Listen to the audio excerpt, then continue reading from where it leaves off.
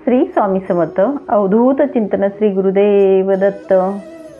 कसे आहेत सगळे? मजेत आहेत ना? आनंदी राहा, सुखी राहा आणि स्वामी सेवा आपली करत राहा। तर आज मी तुम्हाला सांगणार आहे की स्वामी समर्थ महाराज जे आहेत ते, कारण माझ्या समोर देवघर आहे माझं आणि मी तिकडे बघूनच म्हणजे बोलते। माझा स्वतःचा अनुभव आहे आयुष्यातला, खूप सुंदर असा अनुभव देतात महाराजांनी, खूप काही दिलं। आणि तुम्हाला तेच सांगेल की कधीही विश्वास जो असतो तो कधीच डगमगू देऊ नका। वाईट वेळ येत असते, म्हणजे मी तुम्हाला एक सांगण्याचा, जर तुमचे विचार निगेटिव्ह असतील किंवा तुमच्या मनात असं काही असेल बघा, जे त्या प्रश्नांचं तुम्हाला बरं वाटेल, मला असं वाटलं कुठेतरी आपण या विषयावर बोलावं का, कारण आपल्याला बघून पण लोकांचा जो निगेटिव्ह असतं ते पॉझिटिव्ह थोडं जरी झालं तरी मला बरं म्हणजे वाटेल की नाही कोणाचं तरी मन आज बदल झाला, मनातले विचारांना थोडंसं चालना मिळाली, तर नक्कीच मला कमेंट्समध्ये पाठवा की तुम्हाला कसं वाटेल ऐकल्यानंतर। सुरुवात केली, महाराजांची इच्छाच होती की मी त्यांच्या सेवेत बसावं, त्यांची म्हणजे इच्छा होती आणि त्यांनी मला या पात्रतेचं समजलं। सगळ्यात आधी मी तुम्हाला तेच सांगेल की महाराजांनी स्वतः चॉईस करत असतात, स्वतः निवडत असतात त्यांच्या सेवेत कोण बसणार आहे, हे लक्षात घ्या सगळ्यात आधी। त्यामुळे तुम्हाला सांगेल, जर तुमच्या घरी असा काही अनुभव असेल, कारण मला माझे म्हणजे मित्र मैत्रिणी असू द्यात की ते सांगतात की अगं बघ ना, माझी मैत्रीण आहे रोशनी, तिचा आलेला होता मागच्या वर्षी फोन की अगं बघ ना माझ्याकडे ना असं झालं आणि माझा मुलगा काय झाला, स्वामीचं स्टेटस ठेवायला लागला, त्याला काय झालं काय माहिती, ते आपोआप नाही होत। मीच सगळं सांगते तुम्हाला।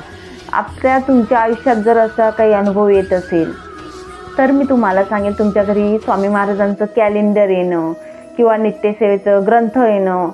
एक आहे 40 गावच्या ताई आहेत, सविता आहे, तिचा पण फोन आलेला, ताई आमच्याकडे नित्यसेवेचा ग्रंथ मिळाला आहे मला। आता परत संदीपचा त्या दिवशी फोन आलेला नाशिकहून, तो बोलतो अगं तुझ्या वहिनींना ना ग्रंथ मिळालेला आहे स्वामी महाराजांचा आणि एक पुस्तकही मिळालेलं आहे कुठलं तरी। तर मी सांगते की तुमच्यासोबत जर असं काही घडत असेल तर तुमची नाही तर महाराजांची इच्छा असते। हे मी त्यांच्यासाठीच नाही बोलते, आता म्हणजे रोशनी बऱ्यापैकी आता झालं, ती पण स्वामी सेवेत लागली, 1 वर्षापासून ती पण सेवेकरी घडली, महाराजांच्या चरणी बसते। तर मी तेच सांगेल, आपली इच्छा नसते, महाराजांची इच्छा असते कुठेतरी आपण त्यांच्या सेवेत बसावं थोडी, म्हणून आपण बसत असतो। ही आपण कोणी नाही ठरवणारे की आपण त्यांच्या सेवेत बसू शकतो। फक्त जर आपण बसत, आपल्याला जिद्द चिकाटी तेवढीच ठेवावी लागते, आपल्याला सांगावं लागतं की महाराज मला करून घ्या, माझ्याकडनं ही सेवा करून घ्या, हे आपल्याला नेहमी बोलावं लागतं, कारण करता करविणारा ते स्वतः असतात, आपण कुणीही नसतं, हे सगळ्यात आधी लक्षात घ्या। आणि जर आपण महाराजांना गुरु बनवतो, आपले आई वडील सर्वस्व काही त्यांना मानत असतो, तर एक लक्षात ठेवायचं, त्यांची जी इच्छा असते त्याच इच्छामध्ये आपल्याला इच्छा मिळवून राहावं लागतं। ते आपल्या दुःख असो किंवा सुख असो, मग आपल्या आयुष्यातलं कुठलीही गोष्ट आपल्या आयुष्यात घडू द्या, दुःख जरी आलं तरी असं समजायचं असतं की आपल्याला महाराजांनी कुठेतरी, महाराजांना माहिती आहे आपल्या आयुष्यात काय घडलेलं आहे आणि ते आहेत ना, त्यांना योग्य वाटलं म्हणूनच हे काहीतरी असेल, त्यांचंच असेल काहीतरी, म्हणजे त्यांना काहीतरी चांगलं द्यायचं असेल म्हणून त्यांनी हे दुःख दाखवलं असेल, किंवा याच्यापेक्षा अजून काहीतरी वाईट होणार असेल म्हणूनच माझ्या माऊलीने माझ्यासोबत असं घडवलं असेल। ते असताना हा विचार करायचाच नाही आपण की असंच का झालं किंवा तसंच का झालं, आपण एकही वेळा त्यांना काही विचारायचं नाही आहे। आपण त्यांना विचारणं म्हणजे आपला जो विश्वास असतो, आपल्या स्वामींवरती विश्वास, महाराजांवरती जो विश्वास असतो तो कुठेतरी डगमगत असतो, हे लक्षात घ्या। म्हणजे आपण कधीही बोलू नका, तुम्हाला सांगेन मी, जर तुम्ही खरंच स्वामी सेवेकरी असाल ना, कधीच महाराजांना विचारू नका की महाराज असं का झालं किंवा असं का घडलं, हे लक्षात घ्या। तेव्हा आपण कुठेतरी आपली पावर वाढत असते आणि आपण जे संकट येतं आपल्या आयुष्यात त्याला 2 हात करण्याची आपली स्वतःची तयारी होत असते। महाराज आपल्याला त्या लायकीचं बनवत असतात, आपल्यासमोर कितीही मोठं संकट येऊ द्या त्याला आपण तोंड देत असतो। म्हणून आपण कधीही कुठलंही दुःख आलं तर समजायचं महाराजांची इच्छाच असेल, आणि कितीही मोठं सुख आलं तर तरीही समजायचं की आपलं काहीतरी त्यांची इच्छा असेल, हे लक्षात घ्या। कधी कधी असं होतं, महाराजांसमोर बसलं ना आपण, स्वामींसमोर बसलं की रडायला येतं. का बरं रडायला येतं? कारण आपल्या भावना ज्या असतात त्या त्यांच्यापर्यंत पोचत असतात. आपला जो दृढ भाव असतो हा कितीतरी पटीने जागृत झालेला असतो त्यांच्याविषयी, म्हणून आपण त्यांच्यासमोर रडतो. माझं बराच वेळेस व्हायचं असं. आणि लास्ट मी रडलेली माझ्या मुलाचा रिझल्ट ज्या दिवशी आला होता, त्या दिवशी गुरुवार होता माझा. मग स्वामी महाराजांचे मी गुरुवार माझे व्रत चालू होते, जे 11 गुरुवार बोलतो आपण, आणि माझा पहिला गुरुवार होता. त्या दिवशी माझ्या मुलाचा रिझल्ट आलेला होता आणि मी जो तारक मंत्र होता महाराजांचा, तो तारक मंत्र बोलत होती आणि रडत होती. अक्षरशः एक एक शब्द मी बोलत होती, माझ्याकडनं बोललं जात नव्हतं, एवढी रडली होती मी त्या दिवशी. कारण ते आनंदाचे अश्रू होते. महाराजांनी एवढं भरभरून मला माझ्या झोळीत टाकलं होतं की मला तारक मंत्र बोलता येत नव्हता.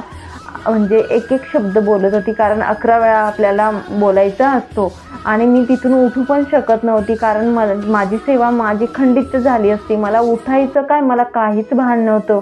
मी फक्त महाराजांकडे बघत होती, त्यांच्या चरणांकडे बघत होती, तारक मंत्र बोलत होती आणि रडत होती. तुमच्याविषयी पण असं घडतं का ते नक्कीच मला कमेंट करून टाका.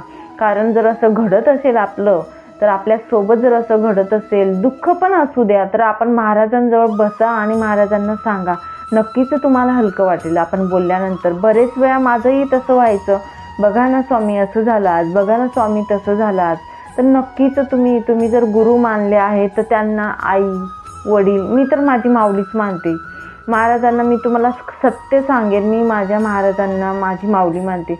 त्या दिवशी मी शेवटचं रडली. त्याच्यानंतर मी कधी, मला नाही वाटत की मी आयुष्यात म्हणजे कधी रडेल किंवा कधी हसेल, त्या गोष्टी माहिती नाही मला. पण एक निश्चय झाला आहे त्या दिवसापासून की जे काही घडतं आपल्या आयुष्यात ते सगळं त्यांना माहिती असतं. त्यांना जे चांगलं वाटेल तेच आपल्याला देत असतात. असं नाही की माझ्या आयुष्यात सगळं चांगलंच घडत गेलं. या गोष्टीसाठी मी जवळजवळ 2 वर्षापासून तळमळत होती. 2 वर्षापासून मी ह्या गोष्टीची किंवा चांगल्या गोष्टीची मी वाट बघत नव्हती किंवा काही नाही. पण एक होतं की मी महाराजांना कधीच विचारलं नाही. खूप सेवा केली, खूप आराधना केली, त्यांच्याजवळ बसली, त्यांच्यासोबत बोलत होती, रोजच्या रोज बोलत होती किंवा, पण त्यांना मी कधीच विचारलं नाही महाराजांना की असं का घडलं. किंवा म्हणजे मी तेच बोलते, प्रश्न आपल्याला विचारायचं नाही, त्यांच्यावर प्रश्न विचारणं म्हणजे संशय घेणं. त्यांच्या विश्वास ठेवून मी करत होती की तुम्हीच केलं ना, मग सगळं तुम्हीच आवरणारे आहेत, निवरणारे आहेत. जे करता करविणारा बोलतो ना, सगळं काही तुम्ही आहेत. त्यामुळे मी कधीच विचारलं नाही त्यांना. म्हणजे खूप म्हणजे त्याच्यातून गेली मी. आणि नंतर जे काही फळ भेटलं मला, की त्याच्यानंतर तर मला असं वाटतं ना, माझी झोळी कमी पडते घ्यायला. महाराजांनी कधीच कमी पडू देत नाही, हे लक्षात घ्या. म्हणून आपण सेवा जी करतो ती मनापासून करा. थोडी करता, मी तुम्हाला परत तेच बोलत असते बघा. माझा प्रत्येक व्हिडिओ असतो, त्याच्यात काय असतं माझं, तुम्ही सेवा थोडी करा, जास्त करा, किती होईल तेवढं महत्त्व नाही, पण त्याला काय महत्त्वाचं आहे, भाव खूप महत्त्वाचा आहे. तुमचा विश्वास खूप महत्त्वाचा आहे. तुमच्या मनात विश्वास असणं खूप महत्त्वाचं असतं. महाराजांविषयी तुम्ही पूर्ण मनापासून सेवा करा. 11 माळीच व्हायला पाहिजे असा निश्चय तुम्ही केला, नाही झाला, 1 माळ होते ना तुमच्याकडून, पण ती अशी करायची, पूर्ण मनापासून करायची. 1 माळ करता तुम्ही चालेल, पण मनापासून करा. उठता बसता श्री स्वामी समर्थ हा मंत्र जप करा तुम्ही दिवसभर. काही घेणं देणं नाही आहे. दुःख विचार जे असेल ते बाजूला सारून द्यायचे सगळे.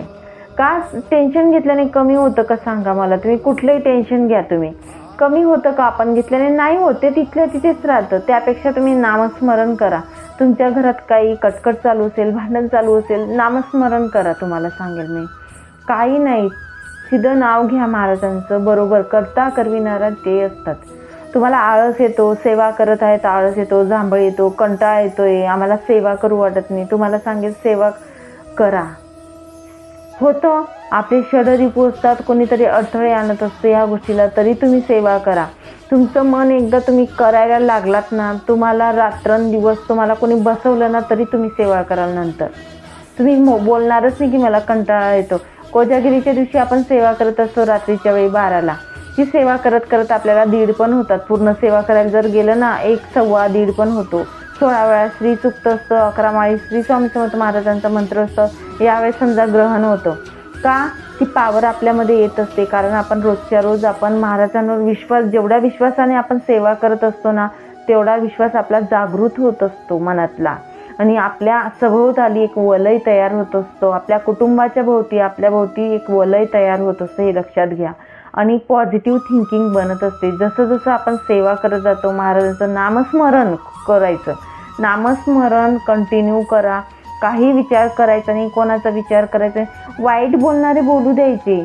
आपले गुरुमाऊली काय बोलतात, बोलणारे जो सेवेकरी असतात त्याला येडं बोलतात. याला काही येड लागलंय का, हा एवढी सेवा करतो. हा, ज्याला वेडा बोललं जातं तो आपला स्वामी सेवेकरी असतो.